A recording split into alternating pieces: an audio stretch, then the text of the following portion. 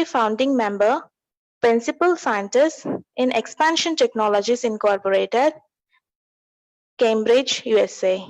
He is now head of R&D Expansion Technologies Incorporated, Cambridge, USA.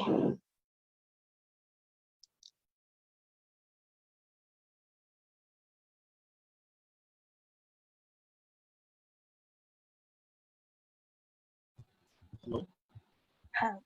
That's it, the introduction. Yeah. Thank you, Johnny. Over to Dr. Mahender Dewal. Sir, I think you are there. You can unmute and. Hi. Yeah. Hi. Good morning. Good morning, everyone. Let me share my presentation first, and then I'll start talking. Okay.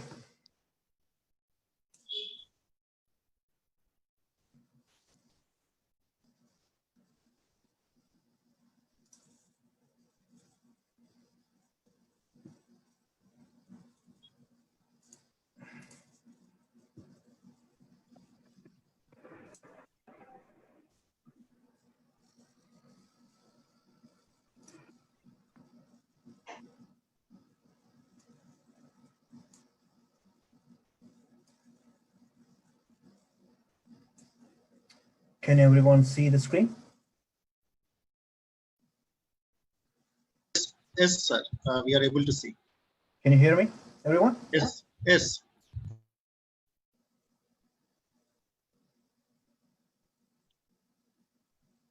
So we actually, come on, please. We actually muted all speakers, Yes, so we are able to see. Yeah. Yes or no?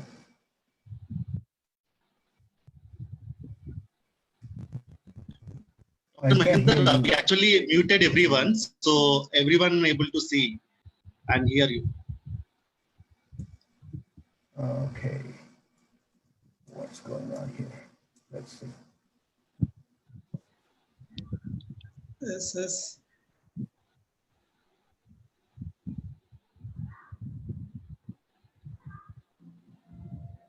Hello.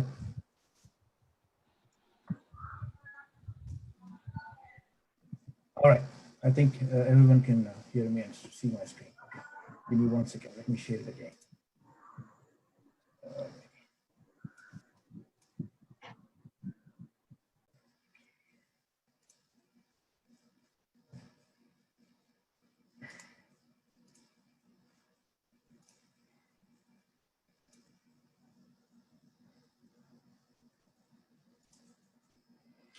Okay.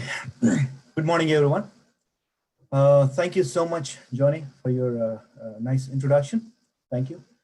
First of all, I would like to thank Youth for Inclusive and Sustainable Society members for inviting me today to give this talk. And I would like to thank all the members, including Mr. Kiran Kumar and his team, for all the hard work and efforts putting this event together. Thank you. Thank you so much. So in today's talk, I try to keep it as general as possible, but after the talk, I'm happy to discuss as much as scientific depth as possible to make sure that everyone gets the point. So in my talk today, first, I'm going to talk about, I think my slides are not moving for some reason. Give me 1 second.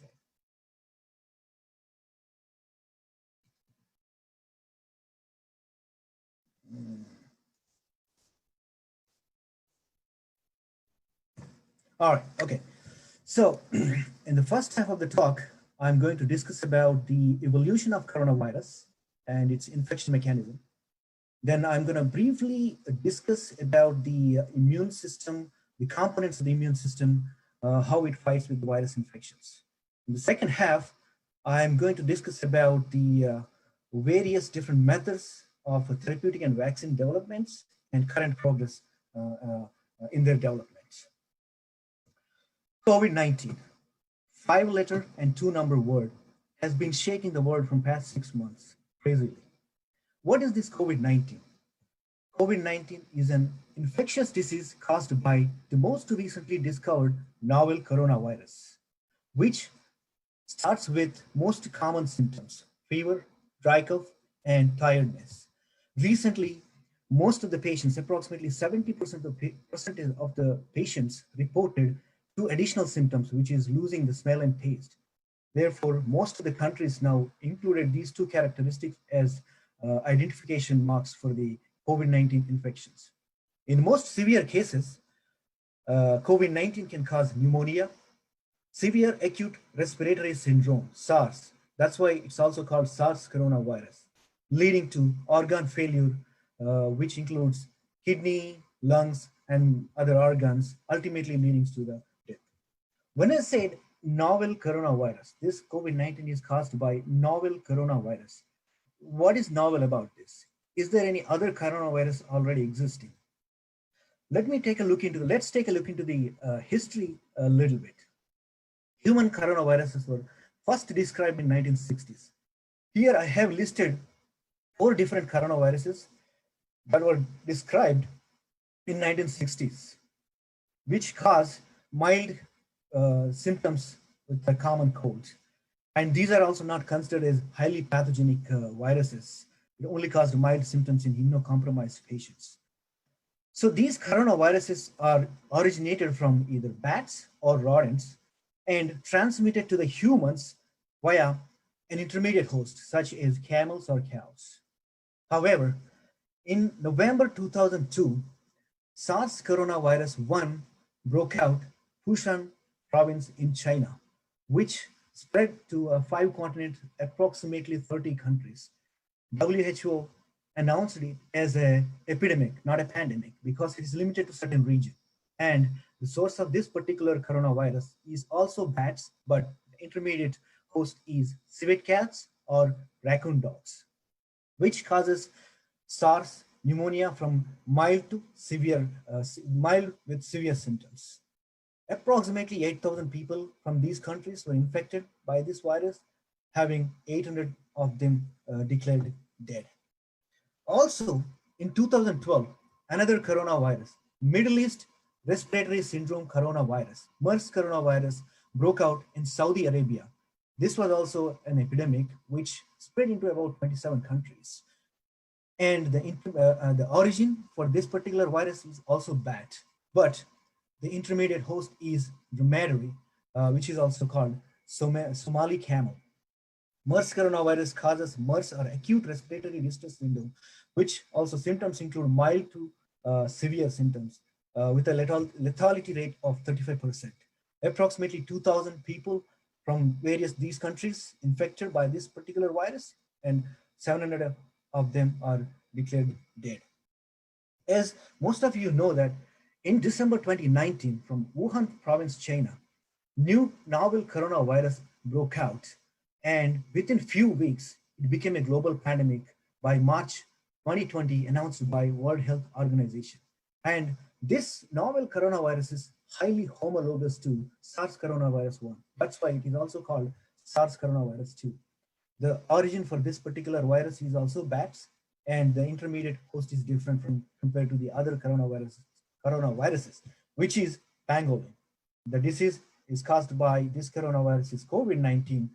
As of today, approximately 9.64 million people are infected by this particular virus all over the world, having almost 500,000 people are dead so far. So this, if you look at these 7 generations of coronaviruses, last 3 coronaviruses are kind of more infectious and causing some severe symptoms compared to the first 4 generation coronaviruses. Next slide, I'm going to discuss about similarities and differences between these 3 coronaviruses, SARS-1, SARS-2, and MERS. One of the most important similarity is all these 3 SARS coronaviruses are originated from bats. That's why the genomic information is 90 to 95% is similar with bat coronaviruses. But the SARS coronavirus 2 and SARS coronavirus 1 genomic information matches approximately 80%. And the SARS coronavirus 2 is 50% genomic information is matches with MERS coronavirus. The SARS-1, SARS-2 belongs to the pretty much close relatives like brothers, but MERS is kind of a cousin to the SARS coronavirus 2. Another important difference here is the cell entry receptor for SARS-1 and 2 is same, but MERS is different, which is ACE2 for the SARS-1 and 2, which is called angiotensin converting enzyme 2. But for MERS, DPP4, dipeptidyl peptidase 4. So in comparison with SARS-1, 2, and MERS, SARS-2 became so infectious, very rapidly spreading. Let's take a look into the reasons why this is so rapidly spread. So the primary cause of the spread for this SARS-2 coronavirus is person to person. By coughing, and when an infected person coughs or sneezes or speaks loudly, the virus particles come out of the mouth and infect the other persons. And it also has a secondary spread reasons. One is airborne transmission. The virus filled droplet particles that came out of the infected person can survive in the air approximately 3 hours, which can infect other persons as well. And one more important thing is contaminated objects or surfaces also can transmit these virus infection to the uninfected people. If you look at the table that I listed here, the survival rate of the virus at 4 degrees centigrade on various different surfaces is approximately 2 weeks, which is in the fridge. And at 37 degrees centigrade, approximately at the body temperature, not inside the body, but outside the body, it can, it can be detected approximately 1 to 2 days. But in hot water, at 70 degrees centigrade, within 5 minutes, this virus will be cleared out. And another interesting feature is if you look at the regular paper and tissue paper, the survival of this virus is approximately 3 hours, 30 minutes to 3 hours. But if you look at the currency note and cardboard, which are also made of a paper, the survival is quite different from 2 to 4 days. This is quite unique about this particular virus, and why this is behaving like this, the data is not clearly known, but these are also causing rapid spread of this virus to uninfected people. And another important feature of infection speed is long incubation period.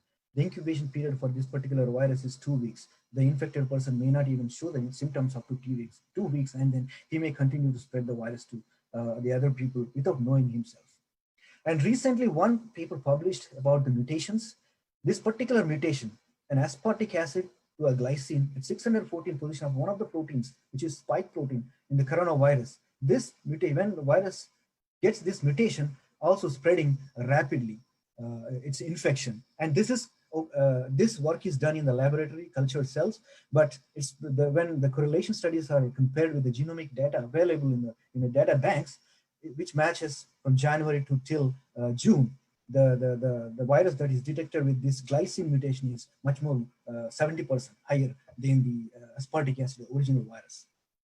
So what is this coronavirus? Let's look into the structural features of this coronavirus.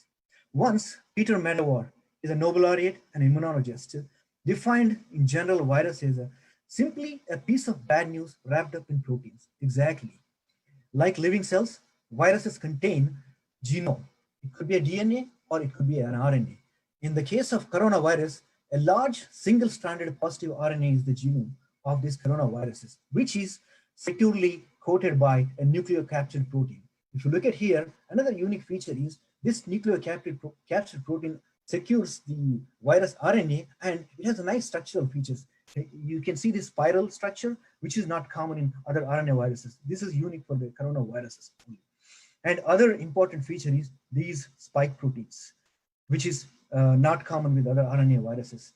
And because of these spikes, they look like a crown. That's why it is called coronavirus, which the structure also has all these structural proteins: spike, envelope, membrane, and nucleocapsid. Unlike the living cells, the viruses does not divide 1 to 2, or like human cells, 1 to 2 or 2 to 4, 2 to 6. They depends on the host cellular mechanisms to replicate itself. And this coronavirus belongs to a family of zoonotic viruses. That means the virus originates from birds or animals, but it can transmit from birds or animals to animals, and animals to humans as well. Now, let's take a look into this spiral genome a little bit much more closer so that we can understand the virus better. As I said, it has a large positive sense RNA, which approximately 29 to 30,000 nucleotides encoding 29 proteins. Here is the genomic map displayed here, which can be divided into 2 parts to understand this better. In the first part, it encrypts the information of 16 non-structural proteins. That means they are very active in the function of the virus. And the rest of the part has 4 structural proteins as well as the 9 accessory proteins. The functions of these non-structural proteins, among the 16 non-structural proteins, only 3 of them are very well understood as of. These 2 proteases, which plays an active role in virus maturation by cleaving the long polypeptide chain of the viruses. The other enzyme, which is RNA-dependent RNA polymerase, one of the unique enzymes that this virus has, which error-proofly, without any errors, transcribes the virus positive sense RNA into a negative sense RNA, which cellular enzymes or makes the more and more virus RNA. It basically acts like a template to make more RNA. And functions of accessory proteins, not clearly known.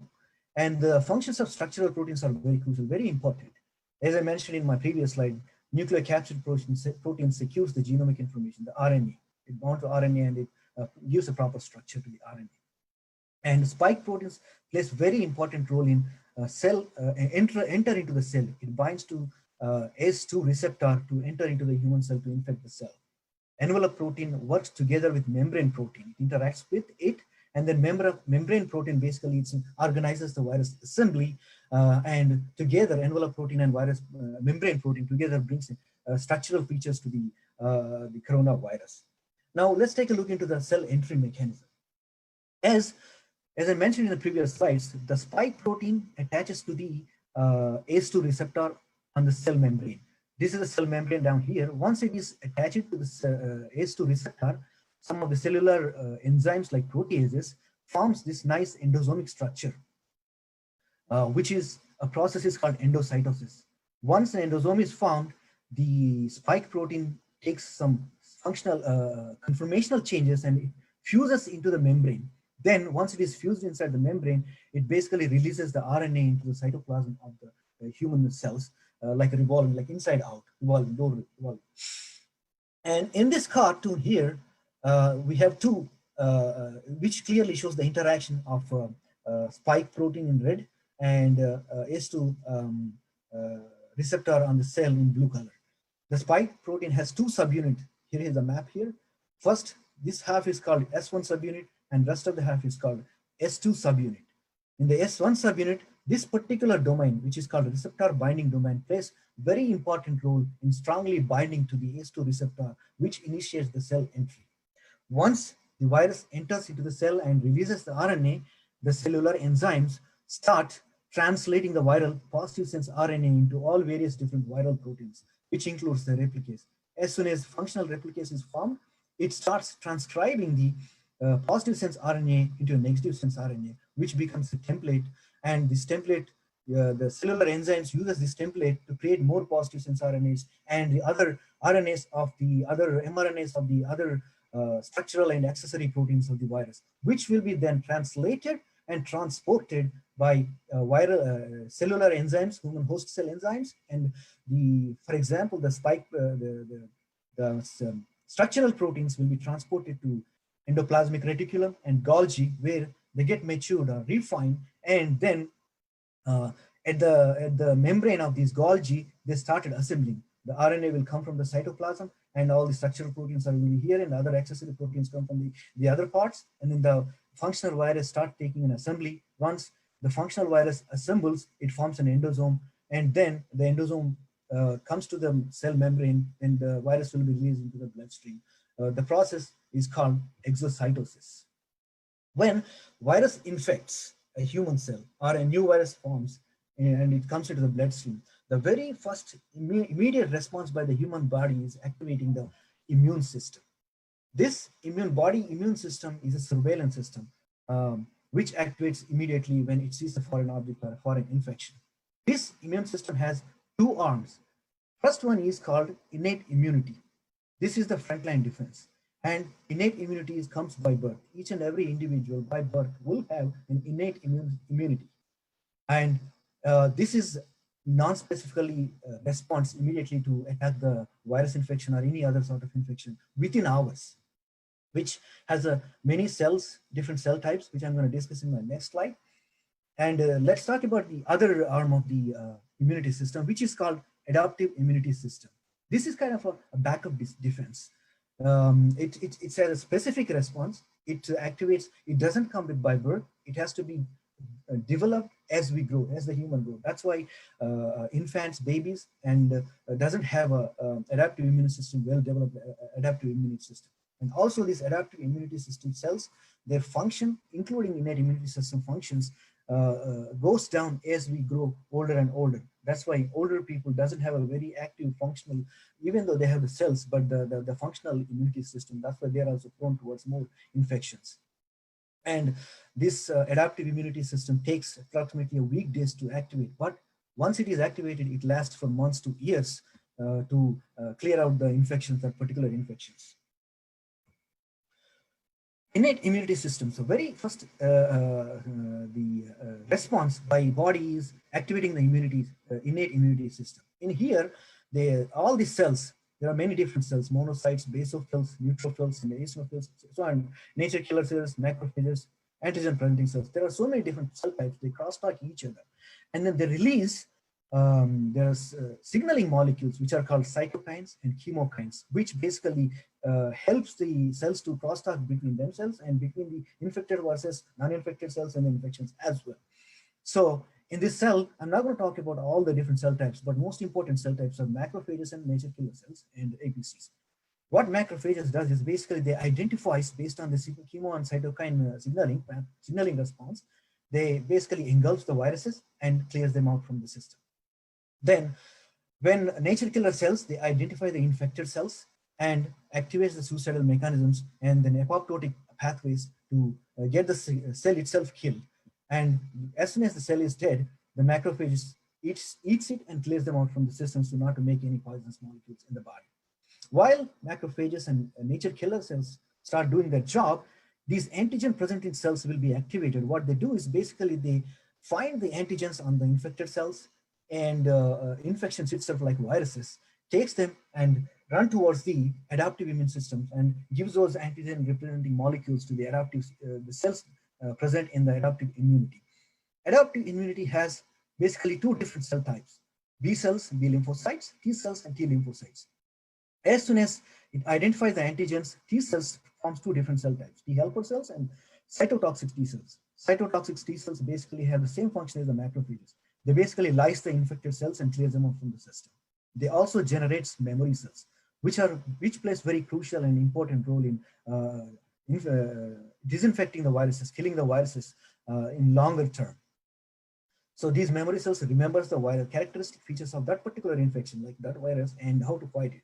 Then they completely clears up whenever the virus comes in, and then they clears up because they stay longer period of time. Beta cells and generates so many antibodies, including the neutralizing antibodies.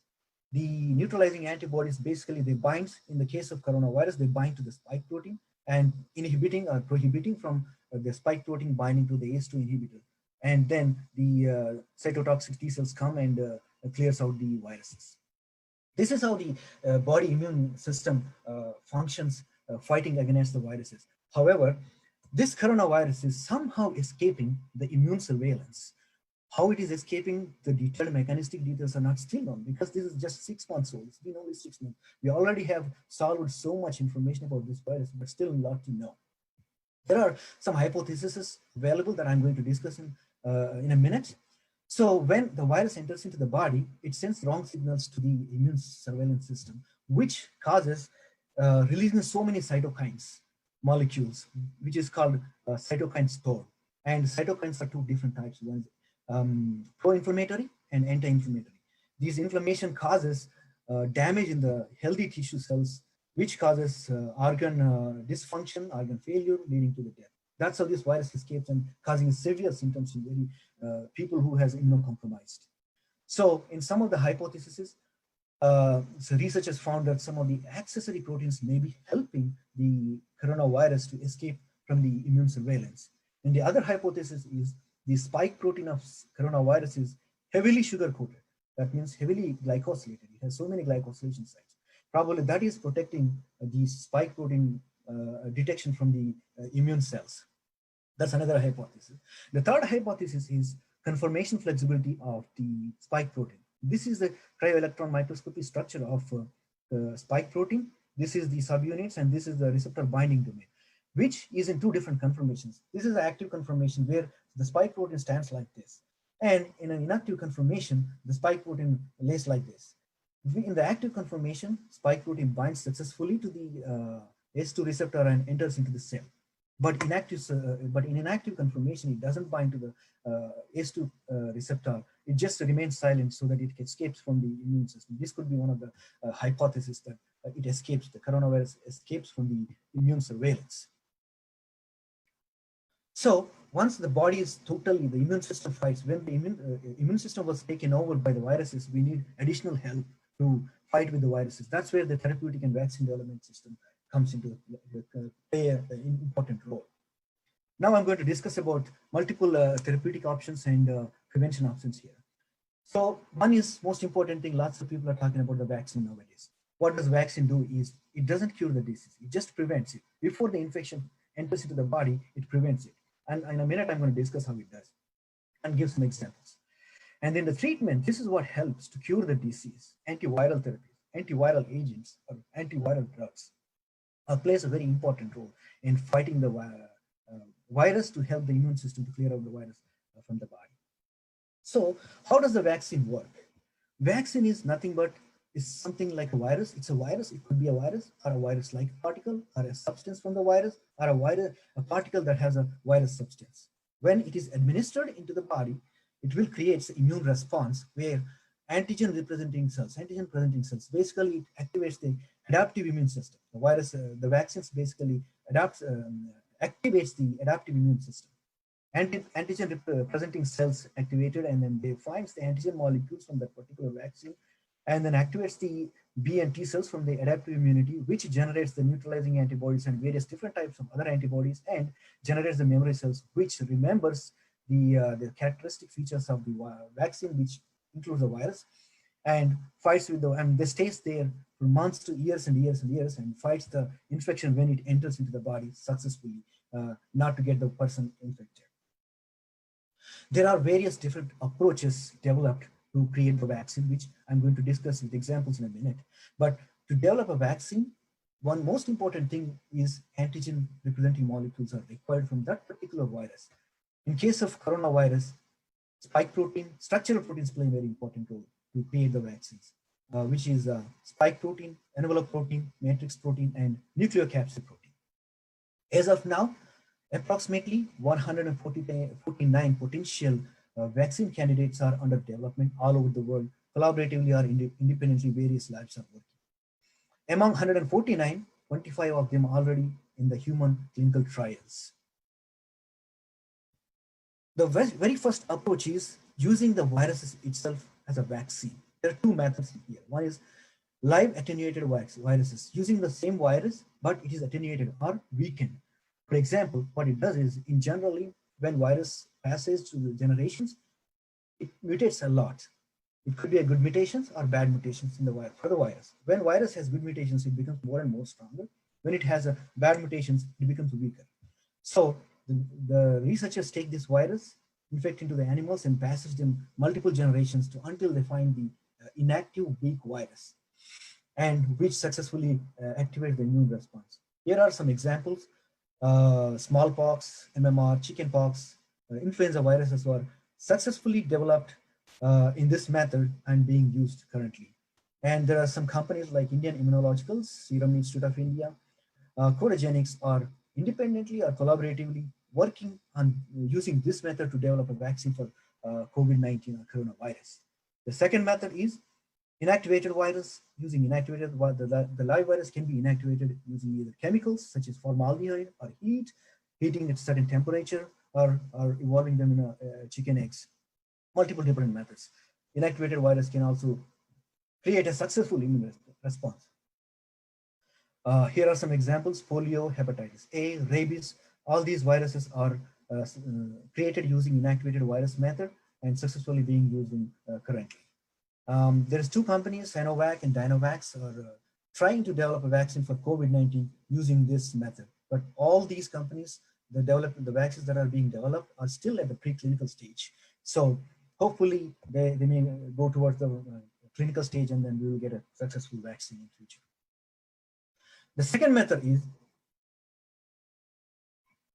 using the viral vectors as a vaccines. Second approach, viral vectors as a vaccines. Here also there are two different approaches. The first approach is replicating viral vectors. This is almost similar to the inactivated virus. So use the inactivated virus, take out all the genomic information of a particular virus and incorporate the genomic information of the virus that you need. For example, in coronavirus, spike protein gene is incorporated into inactivated virus and to generate the vaccine. This is one of the methods. Second method is non-replicating viral vectors.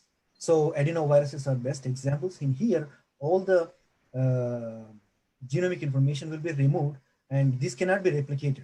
The virus, this method, they can replicate. The virus can go inside the body. This vaccine go inside the body and replicate more, make more and more vaccine to create a stronger immune system. But these non-replicating viral vectors cannot replicate themselves. Whatever we give in the body, that will create the stronger immune system and successfully creates the memory cells in antibodies in the body and to create the immune response. The CanSino Biologics is the first company who started working on the COVID-19 coronavirus vaccine. Before I go what they did, before I go and explain about what they did, I would like to give a brief overview about the vaccine or therapeutic development, the process, the stages in the vaccine and therapeutic development. There are basically two stages. One is preclinical, and the second one is clinical stage. In the preclinical stage, the vaccine or drug will be developed in the lab and tested in the human cells, then animals, and probably a couple of healthy individuals. Once this is clear the preclinical stage, then it goes into the phase 1 clinical trials, where it will be tested on healthy individuals, approximately around 100, for a safety issue. Then go to the phase 2 clinical trials, where safety and efficacy will be tested on multiple hundreds of people. Then goes to phase 3, where thousands of people will be tested, including the potency, the safety, efficiency. Once this is done, the regulatory process will be taken place, where they decide whether it can go to the phase 4 or not. Once it is phase 4, this can be released into the market as a restrictive drug, as a investigational drug or investigational vaccine to monitor the long-term side effects. All this process takes approximately 12 to 15 years to develop any potential drug candidate or a vaccine candidate. So CanSino Biologics started working on the COVID-19. They used genetically engineered adenovirus 5, a vector. They used spike protein genes engineered with this virus vector with the spike protein gene, and successfully completed their preclinical studies within 3 months. Usually preclinical studies takes around 5 years, and they completed within 3 months. That's a rapid speed. That's like a rocket speed. It's amazing. Then they moved into phase 1 clinical trials in March. The results came out. The results are kind of mixed, because 80% of the participants, the volunteers, reported at least one major side effect, including headache, muscle pain, fever, fatigue, etc., and etc. Right now, they are kind of working hard on making this much more effective, more safe. Currently, it is under phase 2 clinical trials. The results are not yet known, but hopefully soon they will come into clinical trials. They'll successfully complete the phase 2 and go into the phase 3 clinical trials.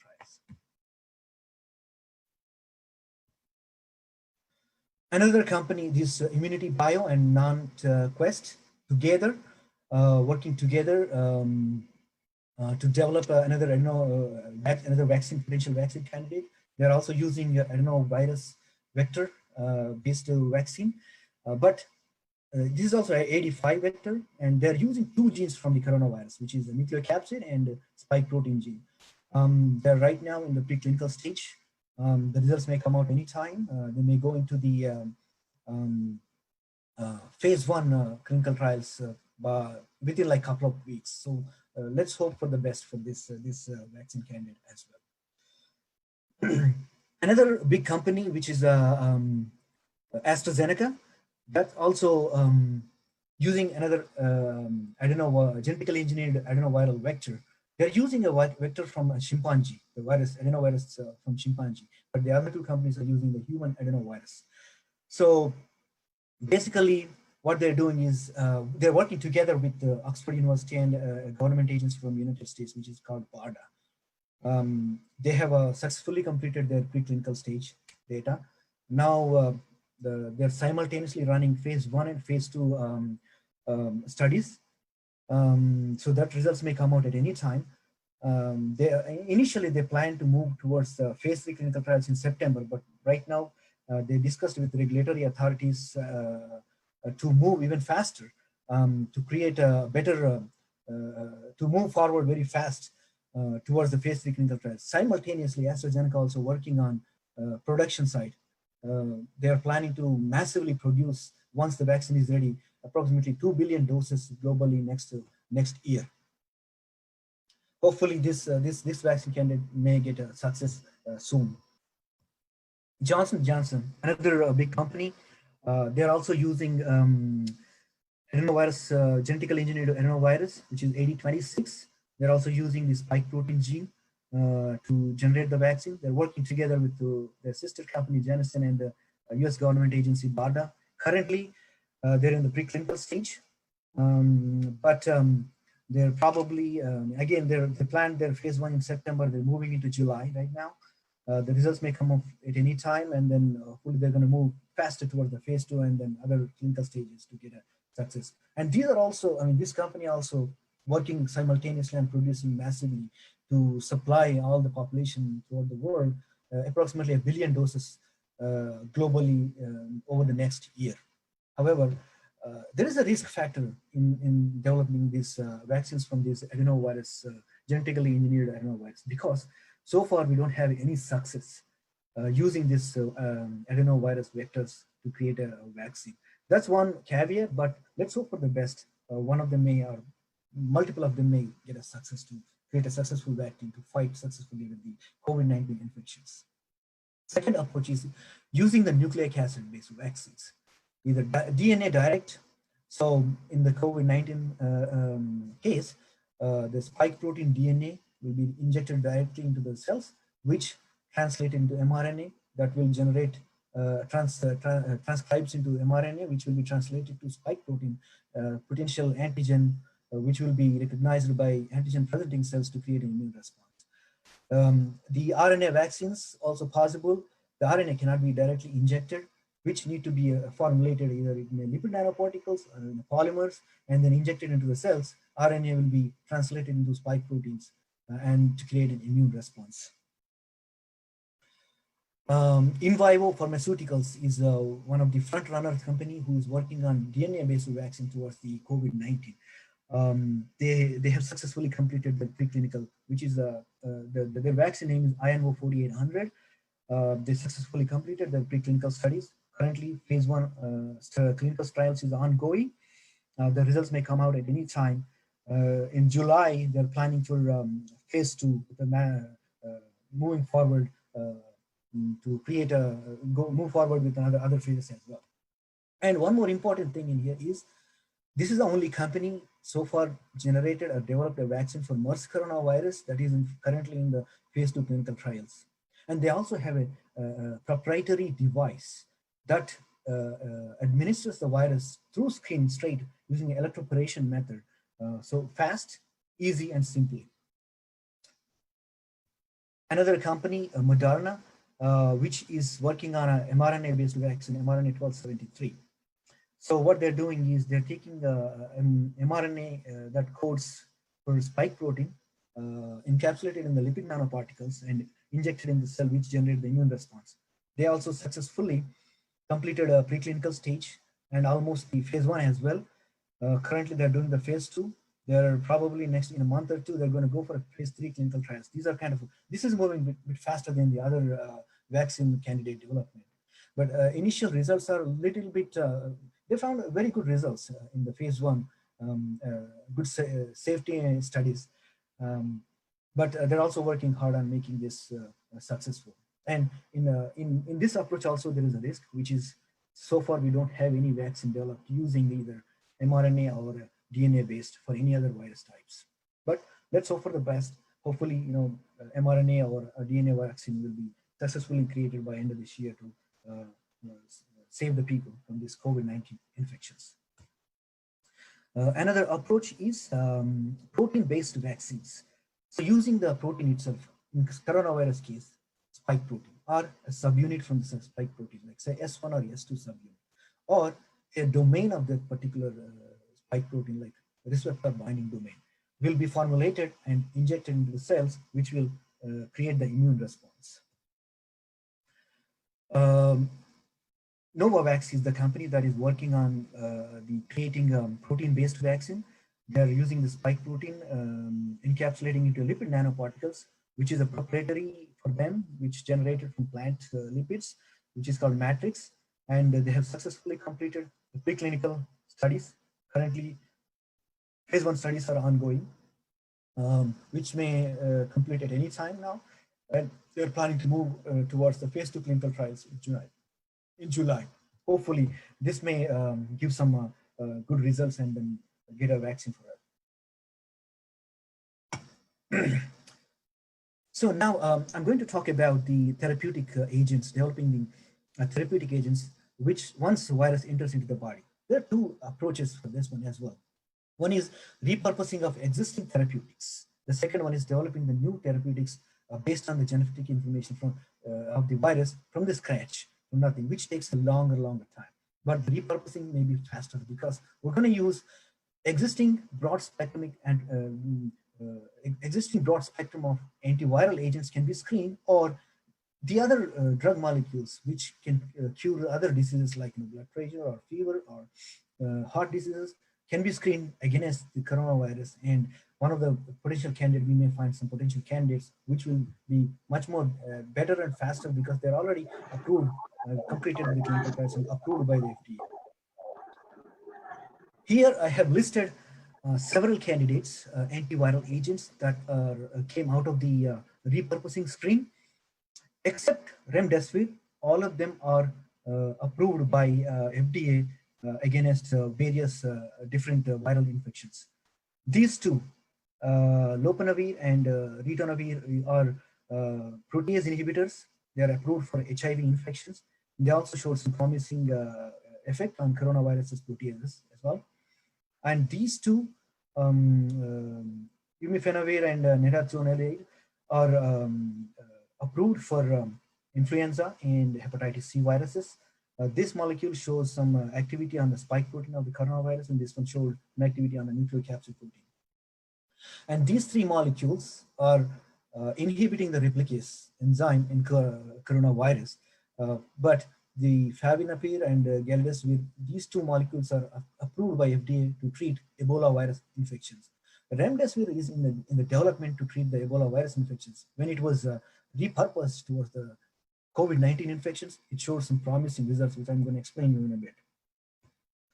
So the favipiravir basically blocks the replicase, and here is the structure of the favipiravir.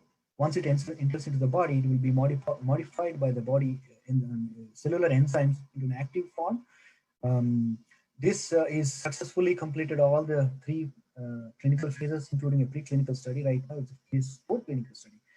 Last week, Glenmark announced that they are bringing it into the market in the brand name of Fabiflu.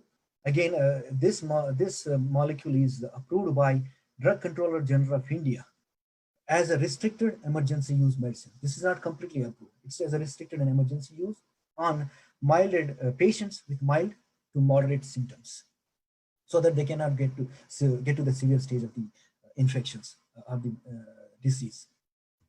Remdesivir, this also a potential candidate that blocks the replicase activity.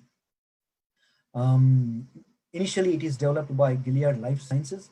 Here is the structure of the prodrug molecule as it is made. Once it is enters into the body, this is the active form of the drug, which mimics a nucleotide adenosine of the DNA. And there are some structural differences over there, but this molecule successfully completed preclinical to phase 3 clinical trials as well. In fact, this molecule is approved by FDA in the United States and Drug Controller General of India in India for an emergency use to treat severe symptoms with COVID patients. Gilead is commercializing it in the US. Cipla and Hetero announced last week that they are also commercializing, bringing into the market with this brand names Cipremi and Covinafir into Indian market. And this is a crystal structure of the replicase enzyme with the remdesivir molecule in there. But still, the thing is, we don't know how this inhibits the virus replication. The mechanism is not clearly known, but the structure, the crystal structure was available. So that means it's binding to the target. That's a good sign. So it's acting on the target. That's a good sign. So hopefully soon it will complete its phase 4 clinical trials. So we will have a good potential candidate to treat the infected patients. This is another novel molecule, EIDD2801. This was also targeted to develop against the Ebola virus infections by Emory University. Now currently it is working together with Ridgeback Bio and Merck pharmaceutical companies, which also blocks the replicase activity. And one of the advantage of this particular novel molecule is it can be taken as oral pill. As the remdesivir, you have to administer either IV or an injection. And this molecule is a crystal, the structure of the molecule is here, and which mimics the uridine and RNA base in the human body, which successfully completed a preclinical trials. Currently in phase 1, the results may come out at any time, move towards the phase 2 and 3. So hopefully this could be a successful molecule to treat the COVID-19 infections. There are some other methods also being developed, such as hyperimmune therapies, using the neutralizing antibodies developed by the body, the immune system. This is what my lab is working on right now. I cannot give the data or any other details because of confidentiality and conflict of interest issues, but I'm going to give you a glimpse of what we are doing in the lab. So this is the crystal structure of the spike protein, and this is the receptor binding domain. The neutralizing antibodies successfully bind to the receptor binding domain and blocks the interaction of this receptor binding domain with ACE2 inhibitor. Here is one of the antibody, CR3022, that binds to receptor binding domain, is a crystal structure. But the problem with this antibody is it is binding to the receptor binding domain, but it's not in the place where it's supposed to bind, where to block the ACE2 interactions. What we do is we take these type of antibodies and we modify them using some computational algorithms to make them much more potent, and then test them computationally and synthesize them in the lab and test them on the viruses. This is what we do in our lab. So far, I have discussed about the evolution of the coronavirus and towards the COVID-19 pandemic. Then I have discussed about the immune surveillance system, how it fights with the virus infections. Then also I have discussed about the various different methods with examples to make the vaccines, current progress on them, and the therapeutic agents as well. However, so far we do not have a vaccine candidate or potential vaccine for any of these three, SARS-1, SARS-2, or MERS coronaviruses. Because MERS coronavirus is there from past 8 years, and SARS virus is there from past 18 years. Still, we do not have a vaccine. So, how to survive? What can we do to survive this from these infections? As of now, what we can do is we have to live with virus, live like we are living with the virus, and avoid to expose it to it. So these are the cartoons of I'm a chemist. So a chemist's perception of explaining the importance of social distancing. Using the personal protection equipment like masks or gloves, and maintaining the personal hygiene, like using the sanitizers or cleaning the hands frequently with the soap water. So don't go out, stay home. This is a homo chemistry. Students may understand better about these cartoons. Stay home unless until it's really necessary to go out, which protects you from virus infection.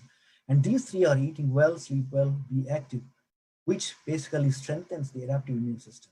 Eat well means nutritional food, and do some exercise activity, which helps your adaptive immune system to strengthen.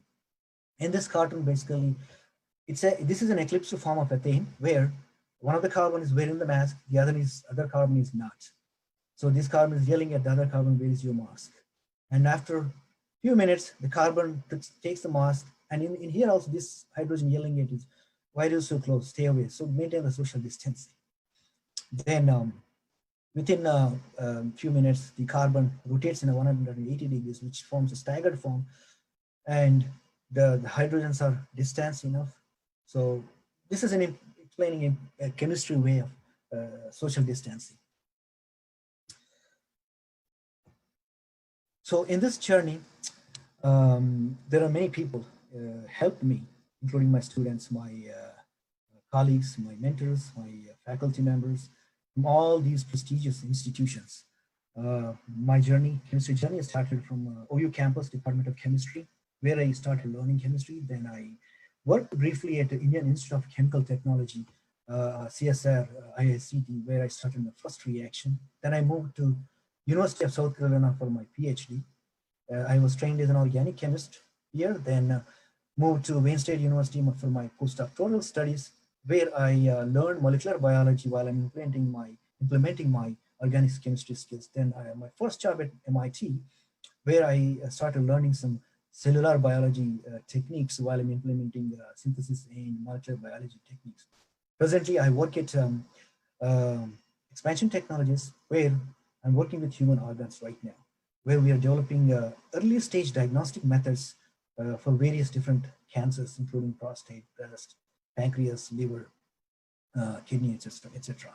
So I would like to wholeheartedly thank all my friends, colleagues, students, mentors who helped me in my journey. Thank you so much for your attention and patience. I apologize, I think I went about 10 minutes over, but I appreciate your patience.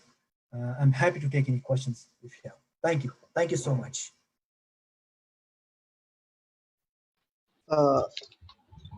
Hello. Okay. Thank you, Dr. Mahender, for your insightful presentation. So now we will open this webinar for a question and answer session, or any comments or anything if you are interested, participants can raise their hand option, or they can chat. They can ask question in the chat box. So anyone can unmute themselves and ask question.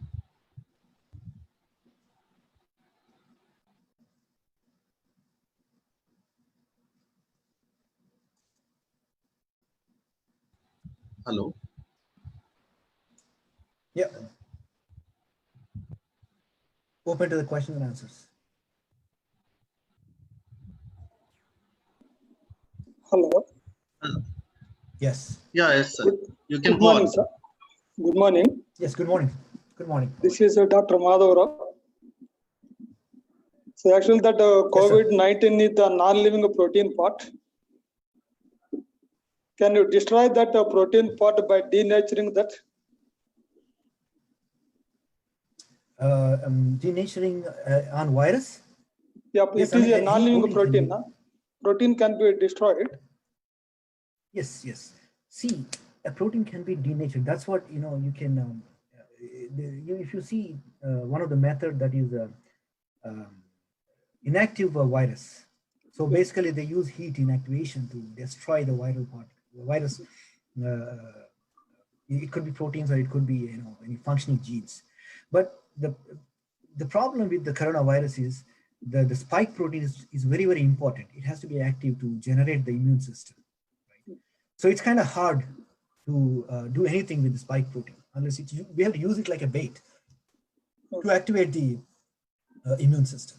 But again, I mean, it's possible.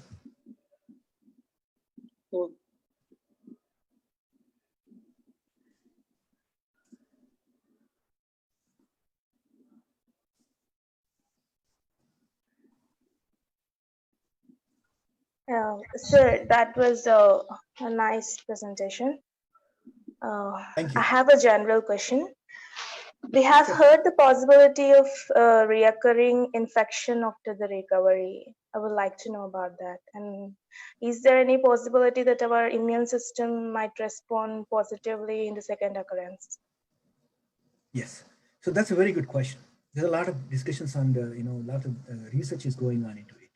So it's called immunity passport. So if he is protected, like a person who already successfully recovered from the COVID-19 infection, if he can be protected from the second time infection, that's an immunity passport, which is a very big question mark, because what recent studies are showing is that the neutralizing antibodies developed by the adaptive immune system are only surviving a couple of months, not more than beyond that, which indicates that he is kind of prone to the infection again.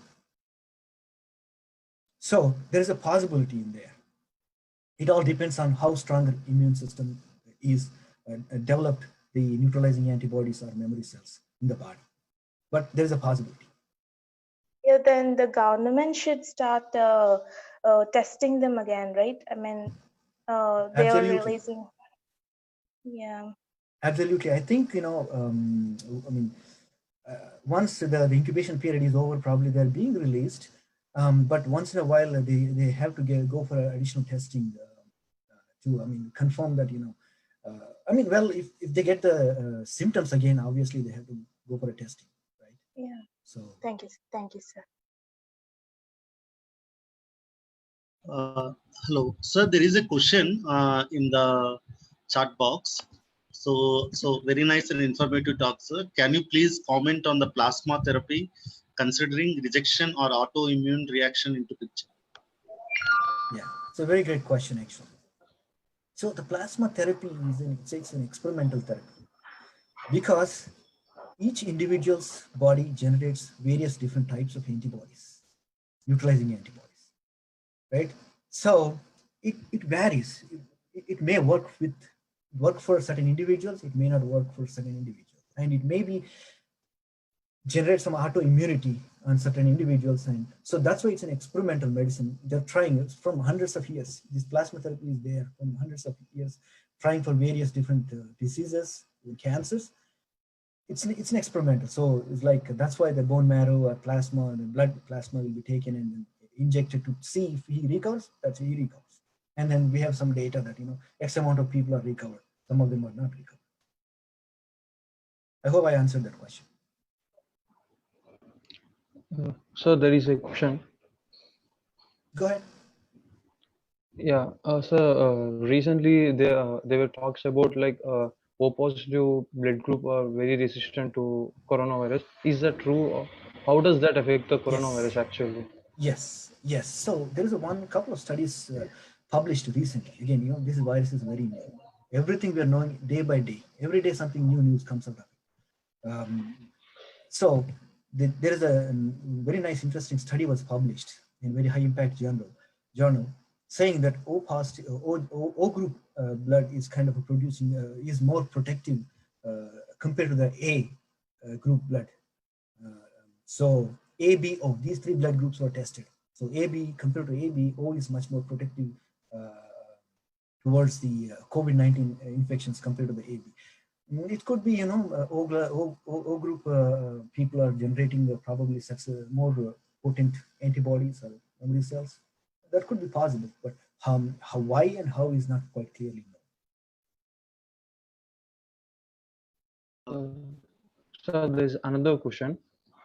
known. Go ahead. Sir, recently I've seen some government official was saying like asymptomatic cases they aren't the from asymptomatic cases airborne transmission is not possible transmission. If we find asymptomatic cases soon and if you track them down, then we can restrict the virus. Is that true? Like, So if I understand correct, so the transmission from asymptomatic patients is not possible. Am I correct? That's what is the question? yeah. That's what he said, Yeah, and I have doubts on it. yeah. So the thing is, there's no clear data available that saying, it's not the asymptomatic people cannot transmit the virus. I'm sure, I think, most of the people, most of the hospitals, doctors, scientists saying that, yes, still they are transmissible. The asymptomatic or non-symptomatic patients also. It's quite, some of the data suggesting that, they are transmissible because the virus is inside of them. It can come out somehow. The symptoms they're not showing the symptoms. Maybe their immune system fighting pretty strongly, very well. That could be a reason, but definitely, I mean, they're certainly, infectable to other people. So there is a question from Sri Chat Kant. box. Most of the viral infections are autoimmune disorders. Why corona is so problematic? It's not quite autoimmune disorder. It's a fight between the virus and immune system. The autoimmunity, basically what happens is the immunity itself harms the body. It's not like that. So coronavirus probably, diverting the immune system to against the body possibly. But it's not quite autoimmunity. Okay, so it generates like it generates some wrong signals, sends wrong signals to the immune system, which creates lots of cytokines, inflammatory cytokines, which cause the severe disease in the human body. But I don't think there is a correlation between autoimmune versus the viral infections. There is a question from Navya, who is doing a PhD in animal biology and biotechnology in University of Hyderabad. Is there any effort towards purifying the antibodies from recovered patients and production of the same after a promising efficacy? Yes, there's a lot of efforts are going. One of my lab is working as well on that. So many groups all over the world identifying the neutralizing antibodies from the convalescent patients. Convalescent means recovering patients, and testing them against the pseudoviruses and real coronavirus in the lab for the efficacy. The problem is each individual produces different types of antibody, right? There's so many of them.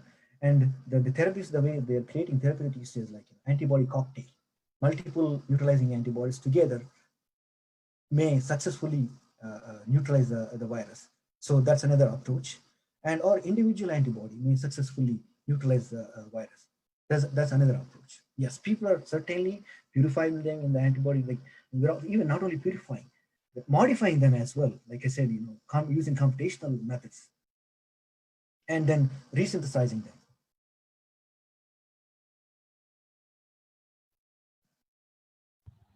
So I have a question. There are cases coming up from Andhra Pradesh. So there is no symptoms. There are no symptoms, but there is immediate fatality rate. So asymptomatic but immediate fatality. So that is what Yes. coming up in Andhra Pradesh. Yeah, some of the cases are kind of strange. Still lots of studies, a lot of information we need to know about this virus. How this is happening is not quite clearly known. Lots of people are trying to understand that what is happening inside the body. Even some healthy individuals also being killed by this virus. So some of the malfunctions happening in the body, like fighting the virus. And what is it? It's not quite clearly known. There is one more question that is coming up in the chat box. Is there any efforts towards, since the clinical trials and getting them into market is a time-taking process, considering the current scenario, is drug repurposing the only quick solution available, sir? Yeah, that's why lots of efforts are putting towards, and then you can probably see that couple of potential candidates are already coming into the market as an emergency use. If like patient is critical situation, we can take his permission or his family permission to administer that particular drug, so that it may save them.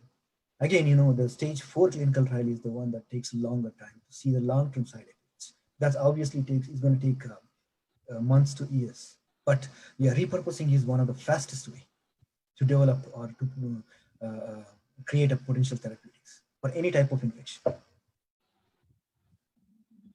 So there is a private question. It's something on post recovery. So coronavirus is also impacting the other body parts.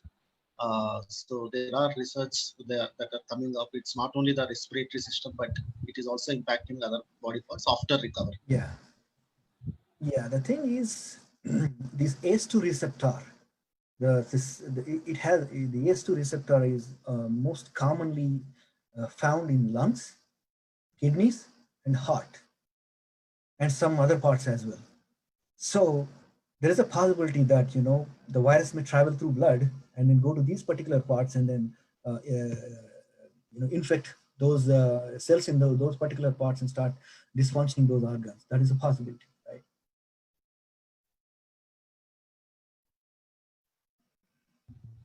So anyone else who wants to ask question, they can unmute themselves and ask. So Hello.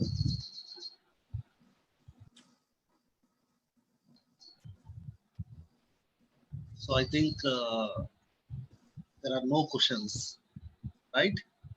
So one more question. Go ahead, Mr. Akil. So what is this virus? Does virus mutate itself? Yeah, I've yeah. I been mean, seeing like see, the mutations happens, in the DNA or RNA, right?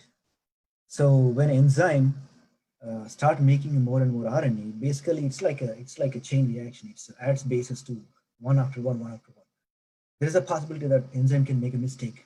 Instead of adding adenosine base, it can add a guanine base or cytosine or another base, right? That's how mutations happen. That one single letter changes entire downstream process, changes the amino acid sequence and structural properties of the protein, lots of things. The one single base in the DNA or RNA isn't sufficient to create a lethal or inactive mutation of a virus, or even in the human body. That's what I mean. Like cancers, mutations are the cause for most of the cancers. In mutations in the genes, the human genes. Yeah, there is a question from Sumita Garu. What might be the reason for high mutation rate in COVID-19? It's a virus. It's a virus. Any virus you take always mutates. It's a survival, factor for viruses in general. They constantly mutate Sir, there to is escape. yeah, there Go is a ahead. question, sir. Yeah, go Actually, ahead. I have worked with a project of papaya ring spot virus, which is a plant virus, and we worked in that we found that it changes from one region to region within the same state, just some square kilometers after the whole that RNA construction is changed. Like some mutations might happen. This is because of the Yes. climatic changes. So, what is It the could be. how the COVID-19 is changing? Like, is it changing from region to region, or it's all same? Like, what is the mutational rate? Good question. Very good question. Yes. See, mutation can happen for several reasons in general. Like a chemical can cause mutation, a radiation can cause mutation, or UV light can cause mutation, or certain molecules some poisonous molecules can cause mutations in the body, right? Same thing, it could cause region to region, person to person. You can see different mutations in the same family, two persons in the same family. There's a possibility. That's why you're calling it even region to region. Now even for the COVID-19, for example, it varies between different continents even. The patients that have mutations in China doesn't have the US. The patients in the US or in Europe, it's possible, And genomic databases keep increasing with the new information about the new viruses, new virus mutations every day.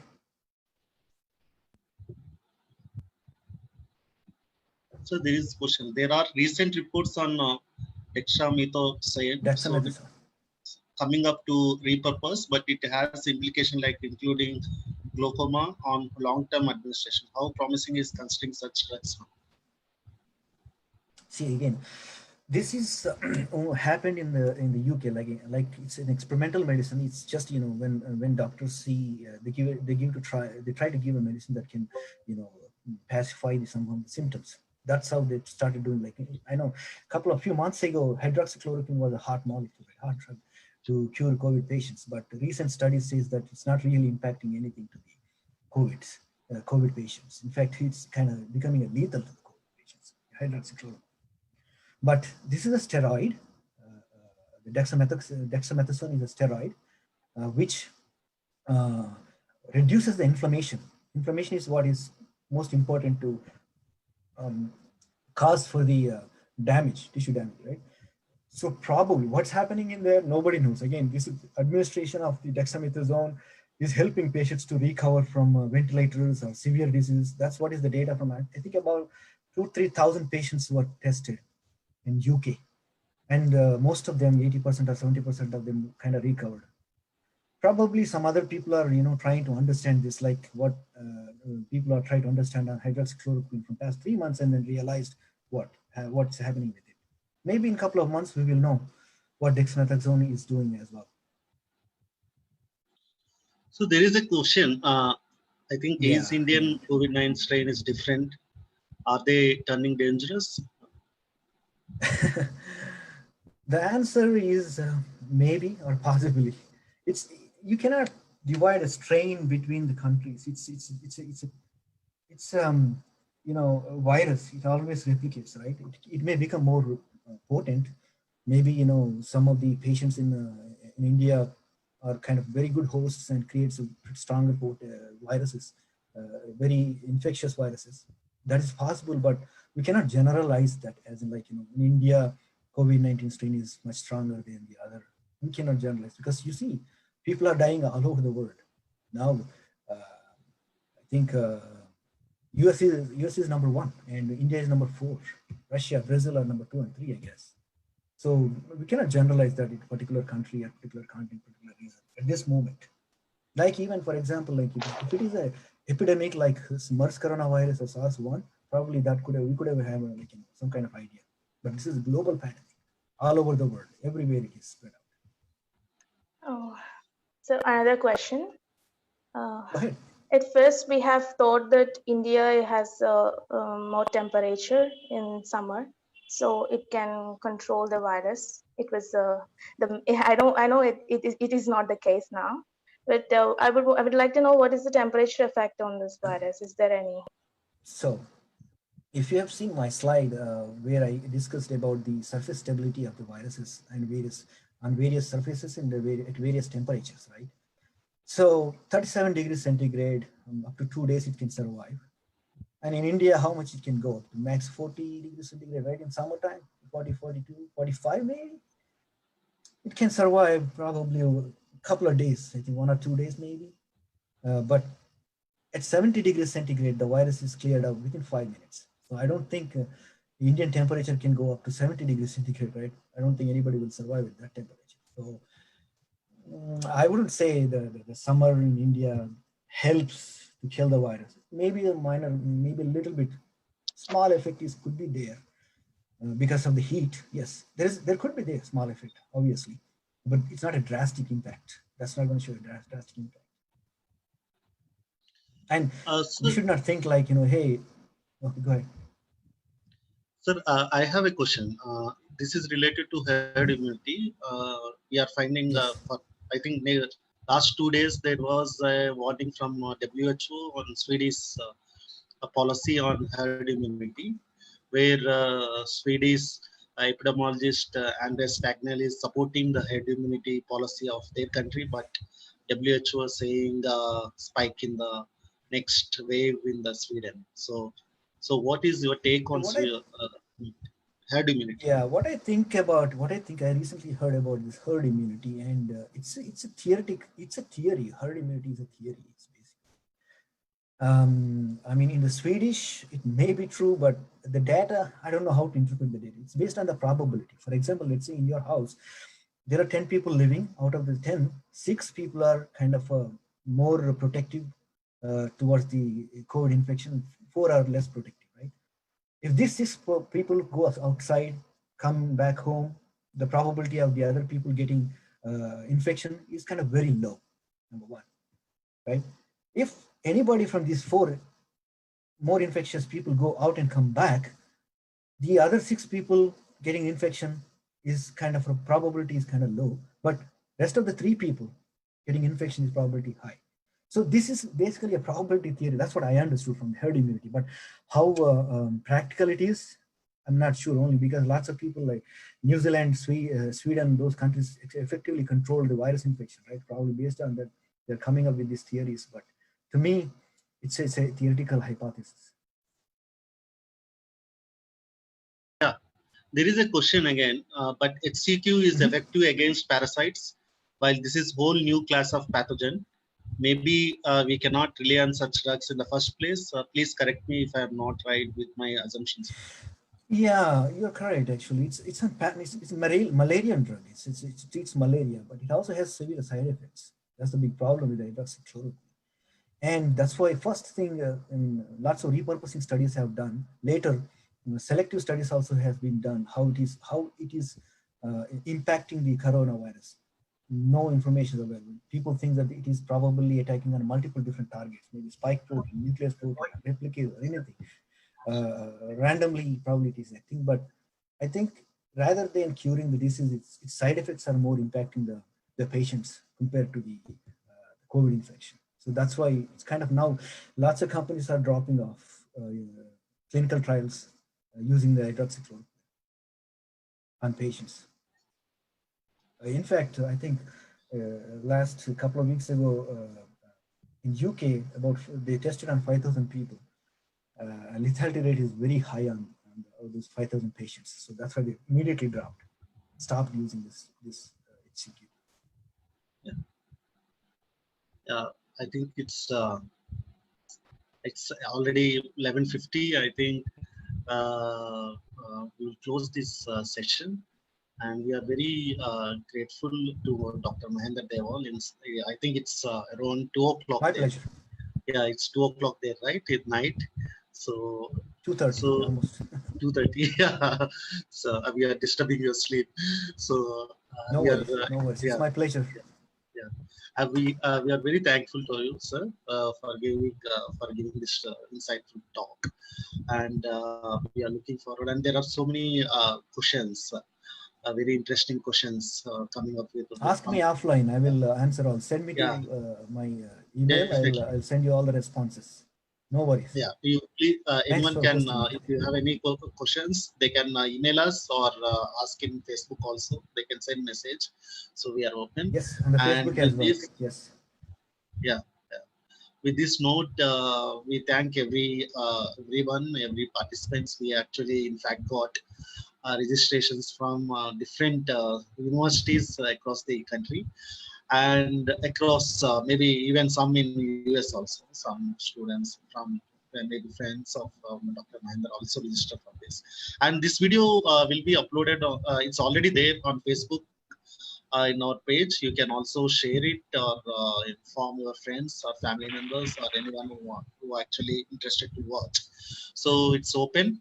So with this note, I thank everyone. Special thanks to Dr. Mahender. Thank you. Thank you, Anand. Yeah, thank you so much, Kiran, and your team. Thanks for hosting me today. And also, if you have any questions in future as well, send me through either Facebook or email and contact Kiran. He can contact me as well. So feel free to ask me in future questions as well. Thank you. Thank you so much. I appreciate your time and patience. Thank you, sir.